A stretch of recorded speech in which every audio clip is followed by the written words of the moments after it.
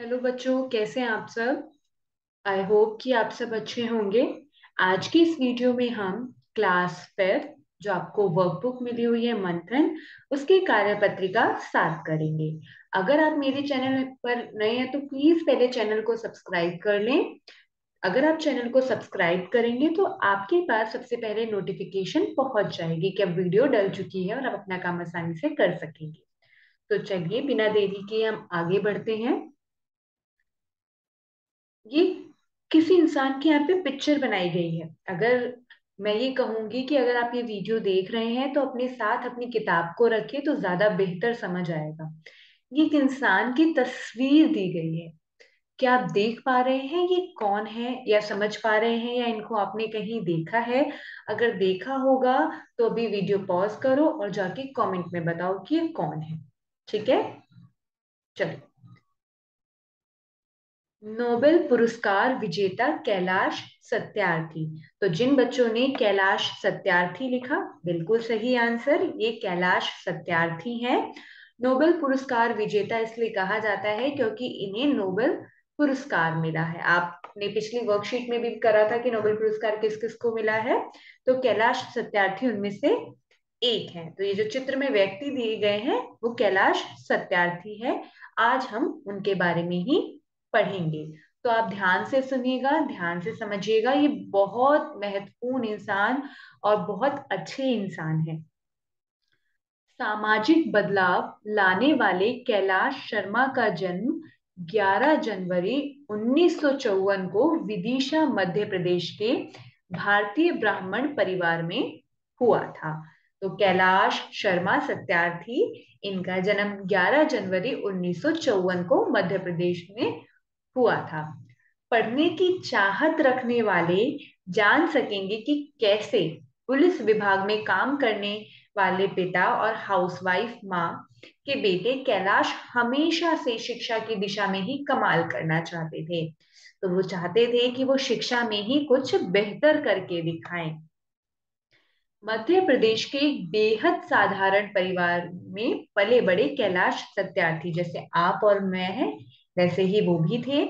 4P, वो अपने जीवन में 4P को फॉलो करते थे। ये है पी। तो पी क्या है देखते हैं, यानी पीपल, लोग, प्रॉस्पेरिटी यानी कि समृद्धि विकास, पीस यानी कि शांति, और प्लैनेट यानी कि आप ग्रह की बात करें। तो ये अपने जीवन में ये 4 पी को रखते थे और इन पर विश्वास करते थे। इन्हीं 4 शब्दों के इर्द गिर्द उनकी जिंदगी घूमती रहती थी। उन्हें लोग, उन्हें समृद्धि चाहिए, उन्हें शांति चाहिए, और अपने पृथ्वी को भी अच्छे से रखना है उन्हें। तो बस यही विचार थे जो वो अपनी जिंदगी के साथ लेकर चलते थे। यही वजह है कि वो नन्हे बच्चों की आवाज बने।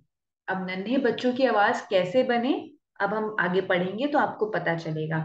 और इसीलिए इन्हें नोबेल प्राइज भी मिला। उन्होंने ना जाने कितने ह्यूमन ट्रैफिकिंग, कुपोषण और बाल मजदूरी के शिकार बच्चों को नई जिंदगी दी है। अब आप देखिए बच्चों, जैसे आप अपने घर में बैठकर पढ़ाई कर रहे हैं, आप अपने मम्मी पापा के पास हैं, आप अपने किसी परिवार के पास हैं, किसी परिवार के सदस्य के साथ हैं। जैसे कई बच्चे हैं जो रोड पर अकेले हैं। कई बच्चे ऐसे हैं जिनको कोई पकड़ कर ले गया है, जिसको किसी ने बेच दिया है। कई बच्चे ऐसे हैं जिनको 2 वक्त का खाना नहीं मिल रहा है। तो उन्होंने उनकी ही मदद करी। ह्यूमन ट्रैफिकिंग बच्चों क्या होता है कि लोगों को ले जाकर बेच देना। जैसे आपने कई बार बच्चे, जब आप बच्चे थे तो आप सुनते थे आपके पेरेंट्स क्या कहते थे कि घर में रहो, बाबा ले जाएगा, पकड़ के ले जाएगा, तुम्हें बेच देगा, है ना, पकड़ के ले जाएगा। तो तुम डर जाते थे, मम्मा क्या करेगा, मम्मा क्या करेगा। तो वो ये, तो ह्यूमन ट्रैफिकिंग में क्या होता है कि आप लोगों को, कोई एक इंसान को ले गया, कैसे बहला फुसला के कैसे भी, और वहां ले जाकर उसको बेच दिया, उसके बदले पैसे मिल गए। अब उसकी जिंदगी तो खराब हो गई कि वो पता नहीं किस काम में रहेगा, क्या मजदूरी करेगा। कुपोषण यानी कि जिन बच्चों को खाना नहीं मिलता। बाल मजदूरी यानी कि जो बच्चे 14 साल से छोटे हैं और वो काम पर लगे हुए हैं। लाखों बच्चों का जीवन सुधारने के अपने प्रयासों के चलते कैलाश सत्यार्थी एक सुधारवादी बने, जो कि सुधार लाए, और उनको पूरी दुनिया में पहचान मिली। उनकी जिंदगी का केवल एक उद्देश्य है कि हर बच्चा, एक बच्चा होने के लिए स्वतंत्र हो, यानी कि बच्चा बच्चा रहे, उसे बड़ा ना बनाया जाए। जब एक बच्चा है तो उसको खेलने कूदने दिया जाए, उसको पढ़ने दिया जाए जो उसके उम्र के हिसाब से काम है। बढ़ने और विकसित होने के लिए स्वतंत्र हो, उसे बढ़ने के लिए हमेशा मोटिवेट किया जाए, प्रोत्साहन दिया जाए। खाने सोने दिन के प्रकाश के लिए स्वतंत्र हो, वो खाए पिए खेले कूदे। हंसने और रोने के लिए स्वतंत्र हो, वो हंस भी सके रो भी सके। खेलने के लिए स्वतंत्र हो। आजकल तो पढ़ाई का इतना बोझ हो गया है कि पेरेंट्स कहते हैं कि नहीं, पढ़ लो पढ़ लो पढ़ लो, ये बचपना फिर नहीं आएगा। तो आपको खेलना भी है, पढ़ना भी है। सीखने के लिए हमेशा सीखने के लिए तैयार रहे कि मुझे ये चीज सीखनी है। स्कूल जाने के लिए सबसे जरूरी, सपने देखने के लिए स्वतंत्र हो, उस पे तो कोई टैक्स नहीं लगता, उस पे तो आपको कोई मना नहीं करता, आप सपने देख सकते हैं और उसे पूरा भी कर सकते हैं। तो अब कुछ प्रश्न दिए गए हैं तो हम उन प्रश्न को देखते हैं। पहला प्रश्न है, कैलाश सत्यार्थी का जन्म कब और कहाँ हुआ था? तो देखिए पहला ये रहा, आप इसमें लिखेंगे कैलाश सत्यार्थी का जन्म 11 जनवरी 1954 को विदिशा मध्य प्रदेश के भारतीय ब्राह्मण परिवार में हुआ था। इसका उत्तर है।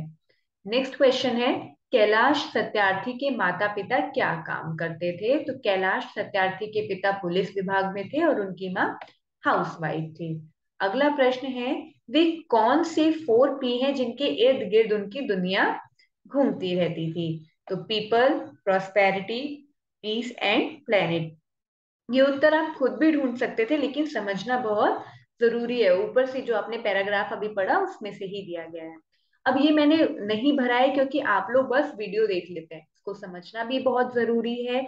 आना चाहिए, वीडियो देखना और किताब मिलने का मतलब ये नहीं है कि बस भर दिया। समझना बहुत जरूरी है। सीखने की चाह हमने अभी पढ़ा है ना ऊपर।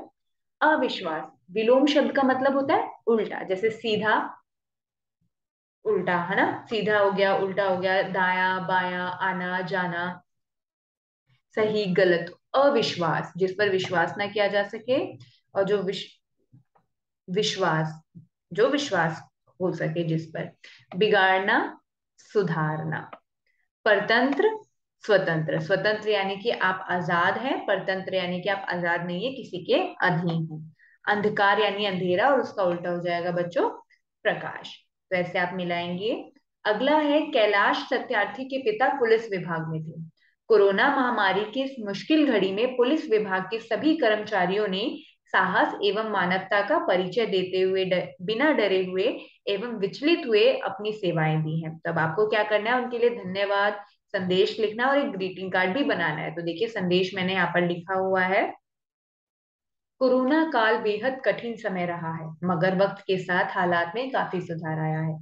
हमारे वास्तविक जीवन के सुपर हीरो जैसे पुलिसकर्मी दिन रात निस्वार्थ भाव से हमारी मदद कर रहे थे। आपने ये बात साबित कर दिखाया, और ये आपने ये साबित कर दिखाया कि बुरे समय में धैर्यता एवं एकता अत्यधिक काम आती है। आपने अपने कार्य से साहस एवं मानवता को दर्शाया है तथा बिना डरे हुए अपनी सेवाएं दी है। आपका बहुत बहुत धन्यवाद, हम आपके सदा आभारी रहेंगे। तो आप इस बॉक्स में ये लिखेंगे पूरा, और आपको एक ग्रीटिंग कार्ड भी बनाना है। अगला प्रश्न है, हर बच्चा सपने देखने के लिए स्वतंत्र हो, आप कौन सा सपना देखना चाहते हैं? उस सपने को साकार करने के लिए आप क्या प्रयत्न करेंगे? तो आपका सपना, अगर आपका कोई और सपना है तो आप वो लिखिएगा, और कैसे पूरा करेंगे वो, नहीं तो आप ये लिख सकते हैं, मेरा यह सपना है कि मैं बड़े होकर अपने माँ बाप तथा अपने देश का नाम रोशन करूं। इस सपने को साकार करने के लिए मैं रोजाना मेहनत करूंगी, आप लड़के हैं तो लिखेंगे करूंगा, तथा हमेशा सीखने की चाह रखूंगी, खूब मन लगाकर पढ़ाई करूंगी और हमेशा दूसरों की दूसरों का भला करूंगी, कभी किसी से ईर्ष्या नहीं करूंगी। या किसी से, ईर्ष्या की स्पेलिंग आप ठीक करना है, यहाँ पे मैं आपको बताती हूँ। यहाँ पे आपको बस कुछ नहीं करना है, इसमें बड़ी ई आएगा, ये बड़ी ई लगा देना है आपको। ईर्ष्या नहीं करूंगी। अगला प्रश्न हम पढ़ते हैं, ह्यूमन ट्रैफिकिंग, पैसों से इंसान को बेच देना और बाल मजदूरी के शिकार बच्चे आपसे किस प्रकार अलग होते हैं? निम्नलिखित बिंदुओं पर चर्चा करते हुए उत्तर लिखिए कि क्या उन्हें माँ बाप एवं प्यार का परिवार आप जितना मिल पाता है, क्या उन्हें पढ़ने लिखने के अवसर आपके समान ही मिलते हैं। तो ये तो जाहिर सी बात है कि जो बच्चा काम पर जा रहा है वो स्कूल कैसे जाएगा। जो बच्चा, आप जब स्कूल जाते हैं तो वो बच्चा काम करता है, और जब आप अपने माँ बाप के साथ समय बिताते हैं तब भी वो काम कर रहा होता है। ह्यूमन ट्रैफिकिंग और बाल मजदूरी के शिकार बच्चों को अपने माँ बाप एवं परिवार का प्यार उतना नहीं मिल पाता है जितना हमें मिल पाता है, क्योंकि वह अपने घर परिवार से अलग रहते हैं, तथा बाल मजदूरी करने वाले बच्चे अपना ज्यादातर समय अपने काम में बिताते हैं। परिवार के साथ उन्हें कम समय मिलता है। कुछ बच्चे तो अपने माँ बाप से बिछड़ ही जाते हैं, शायद वे माँ बाप क्या है इसका मतलब कभी जान ही नहीं पाते। इन बच्चों को हमारे समान पढ़ने लिखने के अवसर प्रदान नहीं किए जाते हैं। इनमें से कई बच्चे पढ़ लिख कर कुछ बनना चाहते हैं किंतु कुछ नहीं कर पाते, क्योंकि उन्हें अवसर ही नहीं मिलता। अगला प्रश्न हम देखेंगे, अगर आपको समाज में कुछ बदलाव लाने का मौका मिले तो आप क्या बदलाव लाना चाहेंगे और क्यों। अगर मुझे समाज में कुछ बदलाव लाने का मौका मिला तो मैं लड़का लड़की के बीच हो रहे भेदभाव को बदलना चाहूंगी। लड़की भी लड़के की तरह है, लड़का लड़की और दोनों को समान अवसर मिलने चाहिए। इन समान अवसर ना मिलने की वजह से कई लड़कियां जो बहुत कुछ करना चाहती है वह कुछ नहीं कर पाती और अपनी जिंदगी को सफल नहीं बना पाती है। इन्हीं अत्याचार की वजह से कई लड़कियों को काफी दर्द सहने पड़ते हैं और तथा अपने अधिकार से वंचित रह जाती है। आपने अपने घर परिवार में देखा होगा, कई घरों में अभी भी होता है, इसको हम झुठला नहीं सकते हैं। कई घर हैं जिनमें ये चीजें नहीं है। लड़का लड़की में अभी भी काफी भेदभाव किया जाता है। अगर लड़का है तो उसको अच्छे स्कूल में भेजेंगे, लड़की है तो उसको सरकारी स्कूल में। ये सोच गलत है कि सरकारी स्कूल अच्छा नहीं है या प्राइवेट स्कूल बहुत अच्छा है, लेकिन बात यहाँ पे अंतर की आती है। अगर सरकारी स्कूल अच्छा है तो आप अपने लड़के को भी सरकारी स्कूल में भेज दें, लेकिन कई बार ऐसी चीजें होती हैं तो इसको हटाना है। प्रश्न 8वां हमसे कहता है, बच्चों यहाँ पे कुछ वर्ड दिए गए हैं इंग्लिश में, आपको उसको हिंदी में लिखना है। उसका मतलब फाउंडर यानी कि संस्थापक, जो भी उस चीज को ढूंढते हैं या बनाते हैं उसके संस्थापक को हम फाउंडर कहते हैं। प्रोस्पेरिटी का मतलब होता है समृद्धि यानी कि विकास बढ़ना। पीस का मतलब होता है शांति। आप अगर देखें तो ये दोनों ही वर्ड, अगर हम अपने झंडे को देखें, तिरंगे को, तो हरा रंग प्रॉस्पेरिटी को दर्शाता है यानी समृद्धि को, और सफेद रंग हमेशा शांति को दिखाता है। इसलिए आपने टीवी में कहीं देखा हो कि जब कोई इंसान मर जाता है तो लोग सफेद कपड़े पहन के जाते हैं, क्योंकि वो एक शांति का प्रतीक है। ट्रैफिकिंग का मतलब होता है क्रय विक्रय करना यानी कि खरीदना और बेचना। नाइन्थ क्वेश्चन है बच्चों, I am Kalam is a beautiful movie based on a child's deep desire to study and pursue his dreams despite all odds.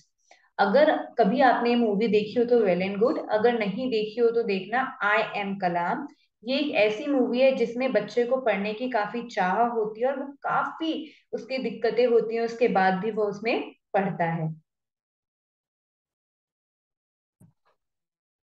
अगला प्रश्न है, Kailash Satyarthi worked hard against child labour. बाल मजदूरी अभी हमने पढ़ा, तो कैलाश सत्यार्थी ने इसके खिलाफ काफी काम किया। We have a law against child labour. हमारे यहाँ पर एक कानून है जो कि बाल मजदूरी के खिलाफ है।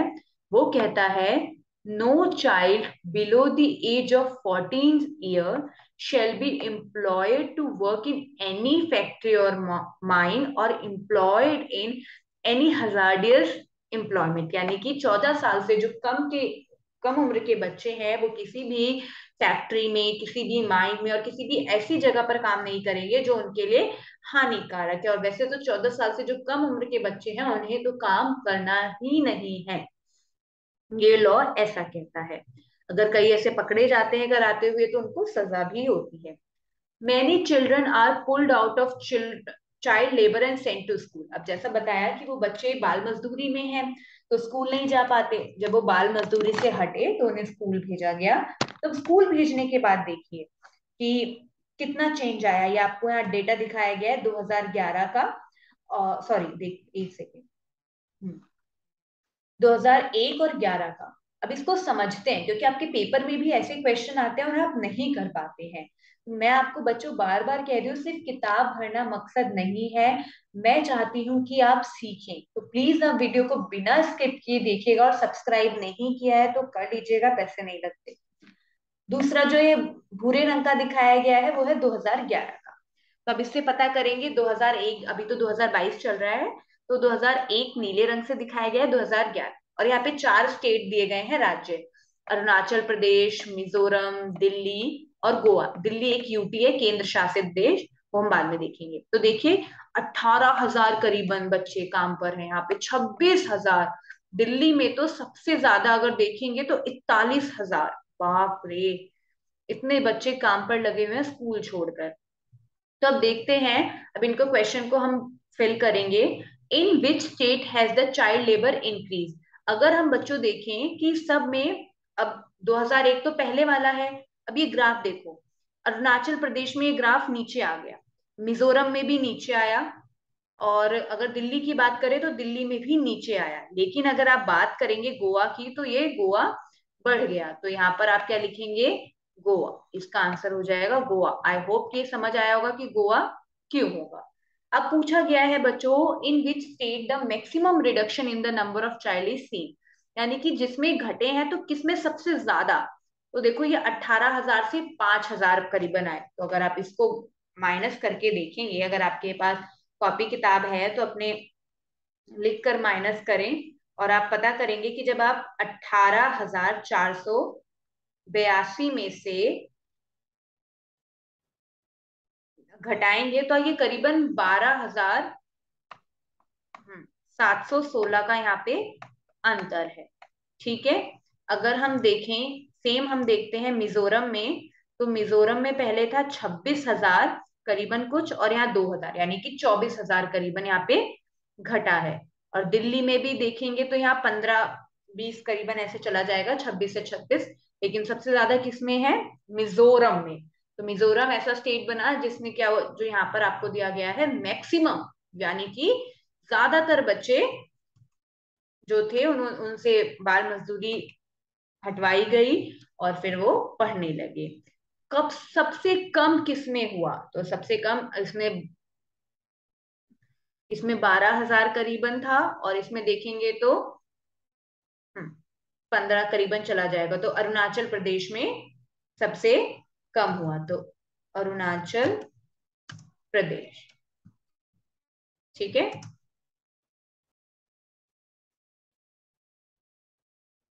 यहाँ पे आप ए भी लगाइएगा एन के बाद। ये समझना बहुत जरूरी है, अब जब अपनी किताब में देखेंगे तो आपको बहुत अच्छे से समझ आएगा। अगला है find the difference between the status of child labour in Delhi in these 2 years। तब दिल्ली में 2 सालों में जो बदलाव आया उसका हमें पता करना है। तो जब आप माइनस करके देखेंगे बच्चों, माइनस यानी कि घटा, सब्ट्रैक्ट करके देखेंगे तो आपके पास उत्तर आएगा। इन दोनों को माइनस करना है, देखो 41,899,26,473, तो पता चलेगा कितना है। तो ये आ जाएगा आपके पास, इसका उत्तर आप लिखेंगे। मैं आपको बता रही हूँ, यहाँ पे मैंने माइनस किया है तो आप वो लिखेंगे 15,426, यानी कि 15,426। अगला, विच state has the maximum and minimum number of the child. तो पहले हम देखते हैं, फॉर 2011 में बताना है कि मैक्सिमम किसका था। तो मैक्सिमम 2011 में देखिए सबसे ज्यादा किस स्टेट में थी, अभी भी दिल्ली में ही सबसे ज्यादा ट्रैफिकिंग, और सॉरी चाइल्ड लेबर, और ये जो इसके बारे में बता रखा है, तो यहाँ पे आप लिखेंगे दिल्ली। फिर अब मिनिमम पूछा गया है, तो मिनिमम किस में है, सबसे कम मिजोरम में। ठीक है, मिजोरम में लिखेंगे आप, यहाँ उत्तर आप लिख दें मिजोरम। अब आपको बताना है, इनके बीच का अंतर बताना है। तो दिल्ली में देखिए 2011 में क्या है,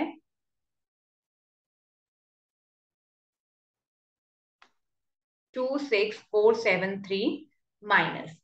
अब आपको मिजोरम का माइनस करना है, तो मिजोरम देखिए 2011 में 2,793, तो 23,000 करीबन इसका डिफरेंस आ रहा है। तो आप सोच सकते हो कि अभी हमें कितना काम करने की जरूरत है अपने दिल्ली में।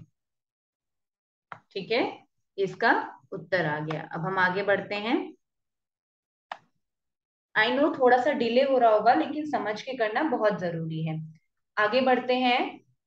Fire crackers are known to all. Fire cracker तो आप सभी जानते होंगे, पटाखे।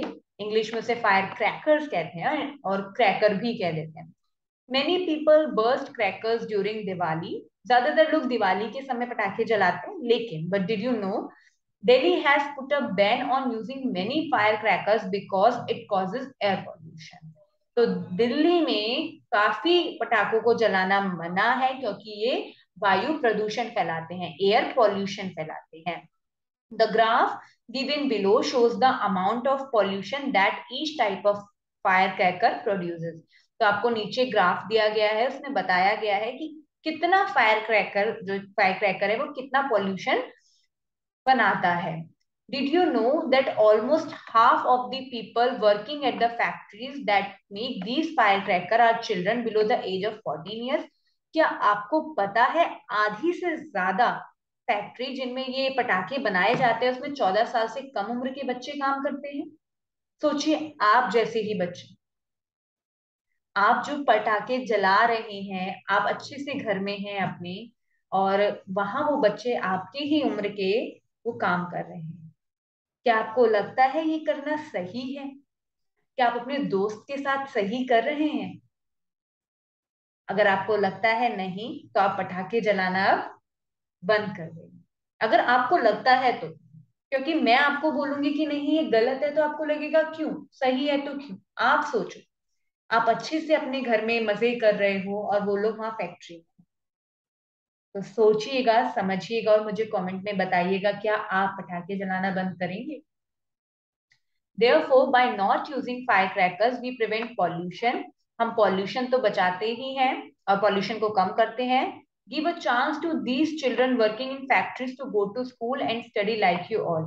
अगर आप ये बंद कर देंगे तो वो आपकी तरह ही पढ़ने जा सकेंगे। तो देखो बच्चों, ये देखो अनार 4860, चक्री 9490, ये जो काले काले बना रखे हैं वो आपसे देखिए क्वेश्चन पूछे गए हैं अलग अलग। ये है फुलझड़ी, फुल लड़ी, स्नेक टैबलेट। ये तो मुझे भी बहुत पसंद था, मैं जब छोटी थी तो मैं यही जलाती थी, क्योंकि इससे हाथ नहीं जलते थे। अब देखते हैं हम क्या है। Sorry. What do the circles in black tell you about the crackers? The amount of pollution.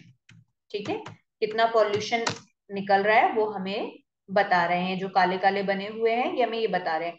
सबसे ज्यादा देखो, जो हम ये कहते हैं ना कि कुछ नहीं है स्नेक टैबलेट, उसी में है। जो हम बच्चों को कहते हैं कि अरे इससे तो कुछ दिक्कत नहीं है और ये है वो है, चलाते हैं आराम से। और पुलपुल देखो, जो हम सोचते हैं कि उसमें है सबसे ज्यादा उसी में है। तो अब आपको ध्यान रखना है कि आप अपने एनवायरमेंट को कैसे बचाएं। अगला प्रश्न है आपसे है, which cracker produces the maximum pollution? तो मैक्सिमम पॉल्यूशन देखो बच्चों, मैक्सिमम का मतलब होता है ज्यादा। तो स्नेक टैबलेट जो है वो सबसे ज्यादा पॉल्यूशन प्रोड्यूस करता है। तो यहाँ पे आप लिखेंगे snake tablet. Which cracker produces the least? सबसे कम कौन देता है? अगर आप देखिए तो सबसे कम अनार देता है, तो आप अनार लिखेंगे। सबसे कम देता है लेकिन पॉल्यूशन तो फैलाता ही है ना। तो सोचना है, विच क्रैकर्स हैव यू बर्न्ड? अब आपको ये काम खुद से करना है। देखिए कि आप कौन कौन से आप पटाखे जलाते हैं और देखो कि कितना आपने, जितने आपने मान लो अनार भी जलाया, चक्री भी जलाई, फुलझड़ी भी जलाई, तो आप इनको जोड़ना और देखना कि आपने कितना फायर क्रैकर से कितना पॉल्यूशन फैलाया है। तो ये क्वेश्चन आपके लिए है, आपको रिफ्लेक्ट करने के लिए। ठीक है, ये आप खुद से यहाँ जोड़कर लिखेंगे। अब आगे बढ़ते हैं हम। अगला प्रश्न क्या पूछा हुआ है? Make a bar graph to represent the given information in the space given below. अब आपको बार ग्राफ बनाना है। जैसे करीबन मान लीजिए अनार इतने लोगों ने जलाया था, अब आपको चक्री बतानी है। तो चक्री कितने लोगों ने, चक्र सॉरी कितने लोग कह रही हूँ, कितना पॉल्यूशन फैलाते हैं। तो चक्री कितना पॉल्यूशन है भाई? 9490, करीबन 9500। तो आप चक्री आपने दे रखी है, तो चक्री की जगह पर देखिए आप कैसे बनाते हैं हम।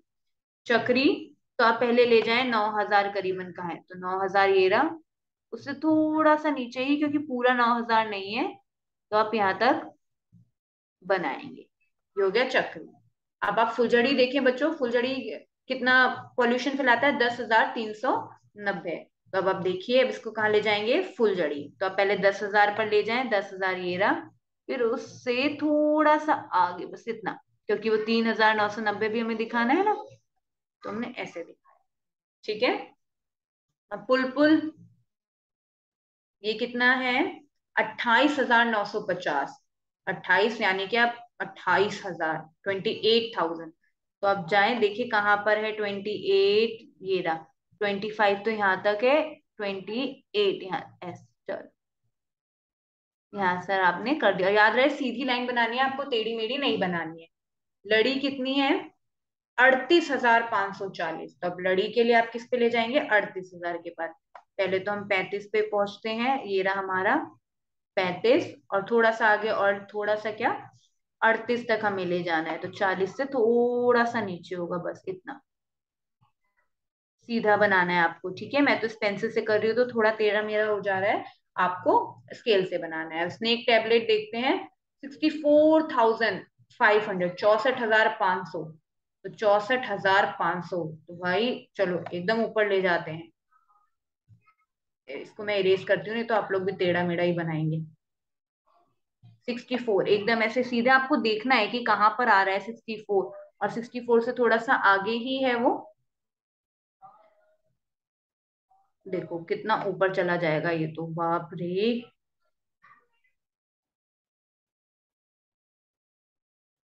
इतना ज्यादा पॉल्यूशन। ये आपने अपना बार ग्राफ बना लिया। Every year 12 June is observe as world against child labour. 12 जून को हर साल चाइल्ड लेबर डे मनाया जाता है, जो world day against child labour. तो अब हम पढ़ते हैं क्या है, the significance of this day is to pay attention to the problem of child labour to end find the ways to eradicate it. The day is used to spread awareness about the harmful, like mental and physical problem faced by children forced into child labor. तो यहाँ पर बच्चों क्या बताया गया, हम ऐसे दिन इसलिए मनाते हैं ताकि हम लोगों को अवेयर कर पाए कि क्या दिक्कतें हो रही हैं, कैसे हटाया जा सकता है, बच्चों को क्या प्रॉब्लम हो रही है, समाज में क्या दिक्कत आ रही है। तो यहाँ पे कुछ स्लोगन दिए गए हैं, तो यहाँ पे लिखा है, education is the right of the child not a choice. Education एक बच्चे का अधिकार है, चॉइस नहीं। No education equals to no development, बच्चा पढ़ेगा नहीं तो डेवलपमेंट नहीं होगा। School is welcoming children not factory. School बच्चों को बुला रहा है, वेलकम कर रहा है, फैक्ट्रीज नहीं, फैक्ट्रीज तो अपने मतलब के लिए है। तो देखिए, अब यहाँ पे कुछ आपने अवार्ड्स पढ़े हैं, तो अब आपको बताने हैं कि अवार्ड किसके लिए दिए जाते हैं। गैलेंट्री अवार्ड ब्रेवरी के लिए दिया जाता है। स्पोर्ट्स, जब आप कोई बहुत बेहतरीन काम करते हैं एक स्पोर्ट में, आप एक स्पोर्ट्स पर्सन है, कोई स्पोर्ट्स खेलते हैं और आपने बहुत उम्दा परफॉर्मेंस दी है, तब। दादा साहब फाल्के अवार्ड, अगर आप सिनेमा में अच्छा काम करते हैं तब। गांधी पीस प्राइज मिलता है, जो गांधी की जो वैल्यू है पीस यानी कि शांति, उसको प्रमोट करते हैं। आज की वीडियो में इतना ही, मिलते हैं अगली वीडियो के साथ। वीडियो अच्छी लगी हो तो लाइक करना, चैनल को सब्सक्राइब करना, कोई डाउट होगा तो जरूर पूछना। Thank you so much. और हाँ, आप कमेंट बॉक्स में जरूर मुझे बता सकते हैं कि आपको कौन सी और वीडियो चाहिए।